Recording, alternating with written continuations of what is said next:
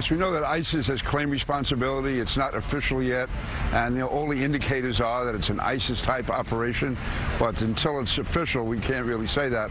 But there's no doubt this has all the earmarks, all the hallmarks of a ISIS, certainly Islamist terrorist operation. But I don't want to say that conclusively. But again, this shows probably the most vulnerable type of attack, and that's attacking pedestrians, people gathered in an area with a vehicle.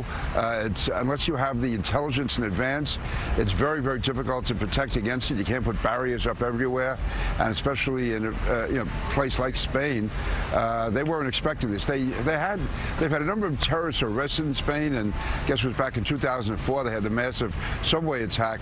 But for the most part, it's been other countries in Europe that have had this type of attack. So it shows how vulnerable we all are and the importance of getting intelligence in advance. And Congressman, we saw that vulnerability this weekend in Charlottesville. Attorney General Jeff Sessions said that attack met the definition of domestic terrorism. But after the president's press conference on Tuesday, would you say that opinion is still held by the administration?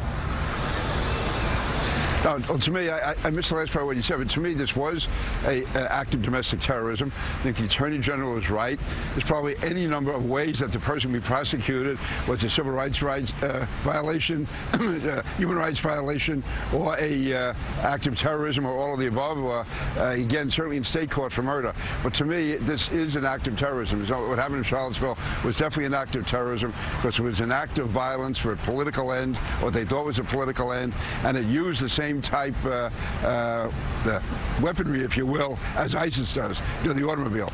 Excuse me.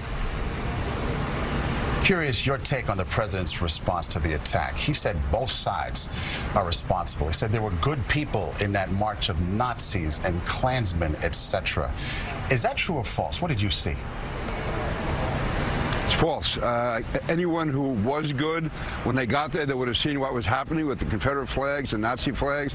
Anyone who read what the purpose of the rally was would know that this was a racist-type gathering. And you're talking about white supremacists, you're talking about Nazis, you're talking about racists.